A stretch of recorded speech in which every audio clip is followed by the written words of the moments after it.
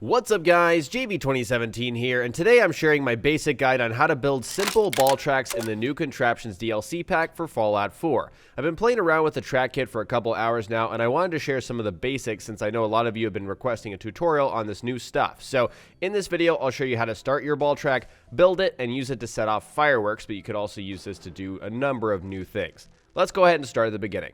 Now, there are several different ways you can start your ball track off, and we're going to look at several of those options now. So first off is the funnel. You can literally just place this down and then drop your steel ball down this funnel and then down whatever track you decide to build. This is not really the best way to do it, but it is kind of a beginner way if you just want to start out that way. You could also place a funnel and do the same thing, kind of drop it down. But the funnel has a lot of other different, more practical uses that we'll get into a little bit later, maybe in this video, maybe in a future ball track related video. You also have another funnel that actually has a track underneath it, and so this is especially if you want to kind of divert your steel balls in a different direction, then you can do this as well, but just by dropping a ball into there. So the standard way to kind of drop a ball and get your track started is to use a ball drop, and so I'm going to go ahead and place one. So this right here is a pretty great angle to start off your ball drop with, your ball track, and this is, again, the standard kind of way to do it, and it's manual. So if I hop out of this, all I have to do is click E on it, and it drops the ball once I place the steel ball in there. And so that's just one of the ways you can do it. You can also do another powered ball drop if you would like to throw a switch and kind of make it more official, or if you'd like to do it from like a far away distance. So if I were to put this powered ball drop right here, then connect it to a switch that's connected to a generator, off in the distance, like down there, for example, I'm sure I'd be able to string it up here and just do it manually from down there so I could see, my ball track in action. So that's just another option right there.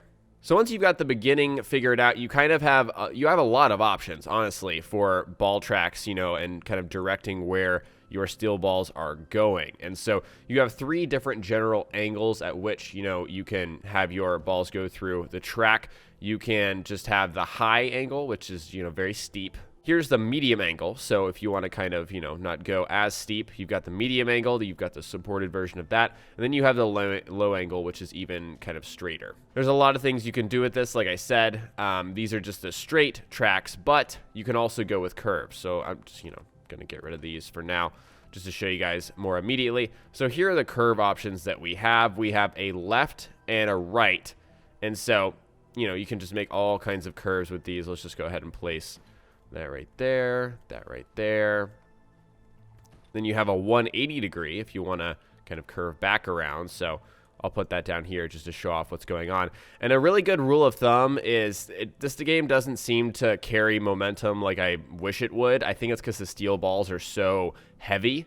And so a lot of your curvy tracks and, of course, the straight tracks, they still need to be facing downward. Gravity still has to carry them downward, and it doesn't seem like the balls carry enough momentum to, go upwards. So, for example, if I were to try to connect this right here, my ball wouldn't go down and then back up. I mean, this is a crazy example, but just like, let's do this right here.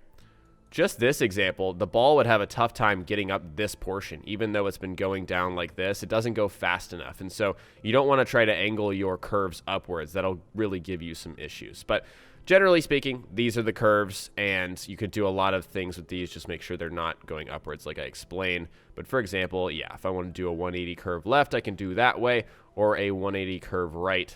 I just have to reposition it just like that. So I've seen a lot of people wondering, how is this useful? Why are ball tracks useful? And I'm just going to show you guys at the basic level since this is a basic guide, and I haven't honestly done enough testing myself to give you guys an advanced guide of this yet. But I'm going to show you guys exactly what you can do with these tools, with all these ball tracks, because when you look at the resources that are available, there's a lot of possibilities of what you can do with this stuff. And so I just placed a powered track right there, and I'm just going to do a simple little generator setup right here just to show, kind of, how switches work. I mean, I'm not even going to put a switch, actually. I'm just going to have the generator right there and then just connect the generator right there.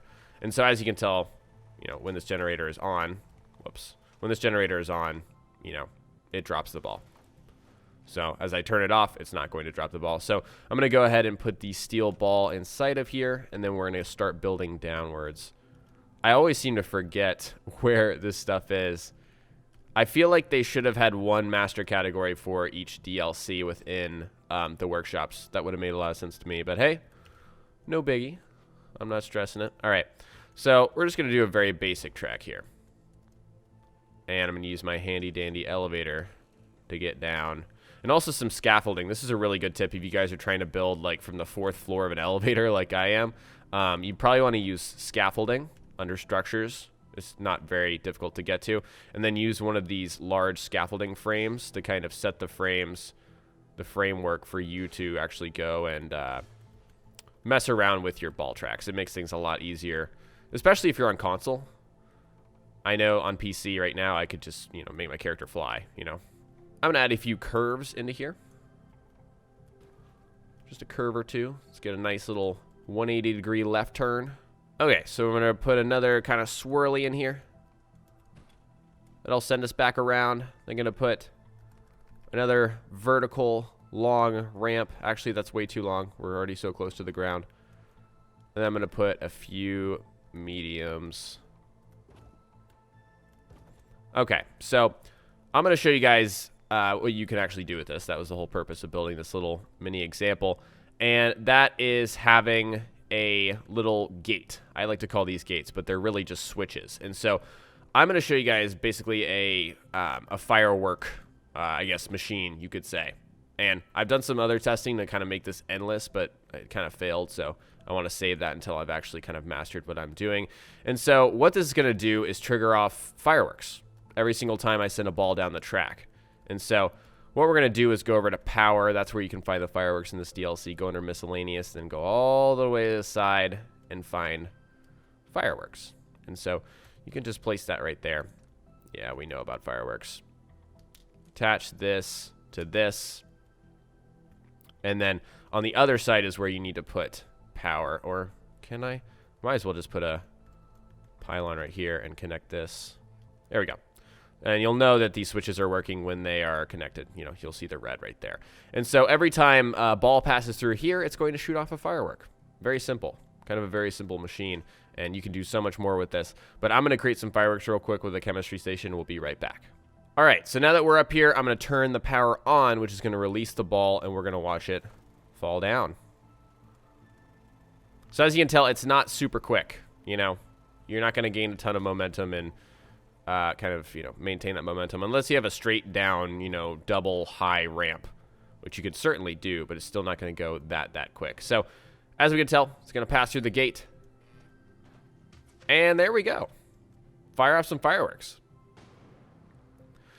So this, again, was just a really basic example. I mean, you can do so many different things with this. I can just think of, you can pass a ball through here that triggers a power that is attached to, instead of a mortar, you could have a pitching machine, which then hits another target that sends off power that, operates some other machine. I mean, there's a ton of stuff that you can do with this. And like I said, this is really a Rube Goldberg machine kind of DLC that allows you to do a lot with these ball tracks. But I'm really going to investigate more and kind of come up with a more advanced, better tutorial for you guys, because this really does just scratch the surface. And I know a lot of you asked for this, and so that's why I wanted to make this video. So I'd like to hear from you all in the comments section below. What are you going to use ball tracks for? What kind of machines are you going to create? Share all of what you're thinking and planning on doing in the comment section below. All right, guys, today I shared my basic guide on how to build simple ball tracks in the Contraptions DLC pack. Next time, we will cover more Fallout on my channel, so stay tuned for Fallout 4 tips and tricks videos. If you learned something new or enjoyed this video, remember to hit that like button. I would really appreciate it. And don't forget to subscribe for more Contraptions DLC coverage, my survival mode live streams, Bethesda.net mods, and general tips and tricks videos. Talk to you guys next time. Peace!